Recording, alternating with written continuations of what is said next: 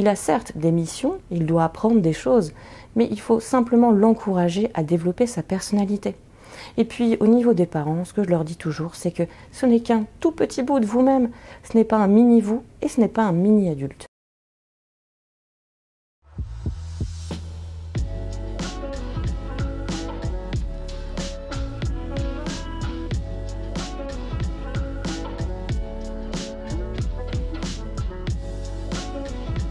L'équipe de Mind Consult m'a lancé le défi de vous parler d'une thématique qui me tient à cœur pendant 5 minutes. Donc je me lance. Je vais vous parler de mon ouvrage qui est sorti aux éditions Larousse avec la thématique suivante, la charge mentale des enfants. Et le titre exact, et je vous montre aussi la devanture de l'ouvrage, la charge mentale des enfants quand nos exigences les épuisent. Est-ce que vous êtes prêts à parler de cette thématique? J'espère que ça va vous intéresser. Je ne suis pas sûre de tenir les 5 minutes, quoique, comme si ça parle toujours beaucoup. Qu'est-ce que c'est que la charge mentale? Ah, vous allez me dire, l'enfant, est-ce qu'il est concerné par la charge mentale? Est-ce qu'un enfant stressé, ça existe? Est-ce qu'un enfant embrouillé et qui a plein de missions à effectuer tout au long de sa journée, ça existe vraiment? Eh bien, j'ai envie de vous dire un grand oui. La charge mentale chez l'enfant, elle n'est pas si différente dans la définition même que celle de l'adulte. Alors il y a des petites différences, bien sûr.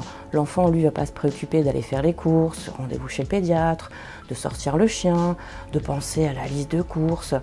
Par contre, lui, il va être envahi par des pensées qui sont vraiment très en lien avec toutes les attentes que les adultes ont auprès de lui.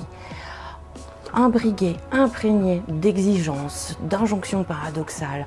Et concrètement, un enfant en charge mentale, de son lever jusque dans son coucher, voire même dans ses rêves qui deviennent rapidement des cauchemars, il est, comme je dirais moi, embué par plein de pensées qui surviennent, qui concernent son domaine de vie. Alors le domaine de vie d'un enfant, il y en a plusieurs, on est bien d'accord, mais qui vont toucher 4 statuts importants dans sa vie d'enfant.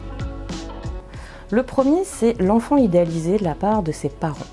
Le deuxième point, c'est aussi son statut d'élève, donc d'écolier. Le troisième statut, c'est sa place dans sa fratrie, si elle est existante, ou dans sa famille. Et le quatrième point très important, c'est la question de son genre. Être une fille ou un garçon amène certaines missions spécifiques dans la façon d'être et de faire. Concrètement, un enfant en charge mentale, eh bien écoutez, il se lève le matin et tout de suite, il a déjà un flot de pensées, d'exigences qui vont l'amener à être ce qu'il doit être toute la journée. Donc c'est je dois, je suis obligé, n'oublie pas, pense à, soit comme ci, soit comme ça. Donc pour résumer, c'est-à-dire soit un bon élève, soit un bon petit garçon, une bonne petite fille, puisque tu appartiens à notre famille. N'oublie pas non plus que tu es une fille ou un garçon, c'est important dans la société. Et l'autre point important aussi, c'est vraiment sa place dans sa famille, ce qu'il y représente. C'est-à-dire que quand il sort de son environnement familial, c'est un représentant de sa famille. C'est-à-dire qu'on attend de lui qu'il soit poli, respectueux, intelligent, fort en maths et en français, évidemment, un super bon camarade, délégué de classe, premier de la classe. Et surtout qu'il soit aussi un élève studieux, ça c'est très important pour les parents, l'approche scolarité, et j'ai envie de dire aussi un enfant sage, poli, respectueux des autres. Est-ce que vous imaginez bien que dans la tête d'un enfant, ces pensées l'accompagnent vraiment chaque heure, chaque minute pour certains, donc ça génère énormément de stress, ça va amener certains symptômes particuliers, évidemment, mais surtout ça va l'empêcher de devenir ce qu'il doit être. Quand je dis ce qu'il doit être, c'est le développement de sa personnalité. Je dis souvent aux parents ou aux adultes de référence, c'est un être en devenir. Alors qu'il y a beaucoup d'enfants qui malheureusement aujourd'hui ont l'impression qu'être un enfant c'est un vrai métier de grand. Et il y a un phénomène effectivement où ils doivent être autonomes très rapidement, super intelligents, rapides et savoir s'adapter.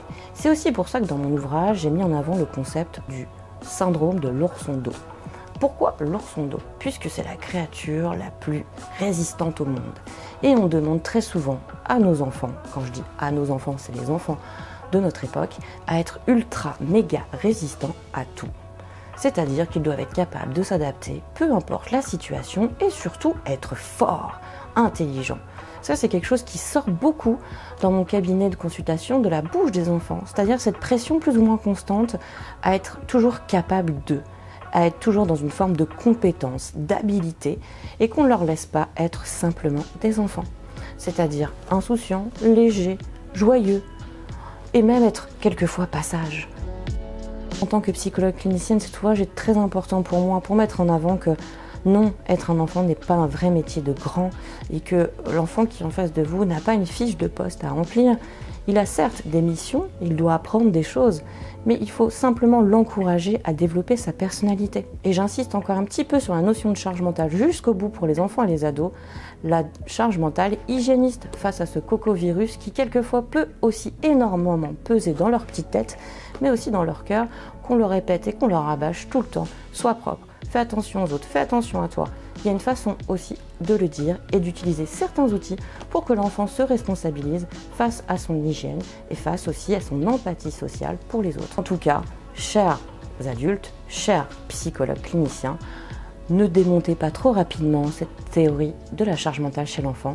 Je le dis par expérience déjà, dans les questionnements des médias, où on a pu me poser la question, mais est-ce que ça existe vraiment un enfant stressé et en charge mentale? Symboliquement, c'est un enfant qui a plusieurs poids sur les épaules, qui somatise énormément et qui est fatigué littéralement par sa vie d'enfant, qui n'en est pas vraiment une. Je reste disponible si vous avez des questions, si vous voulez échanger avec moi sur cette thématique ou sur d'autres en lien avec l'enfant, l'adolescent et la famille. Maintenant, c'est à vous de nous dire aussi si vous souhaitez certaines thématiques en lien avec l'enfant, l'ado, la famille.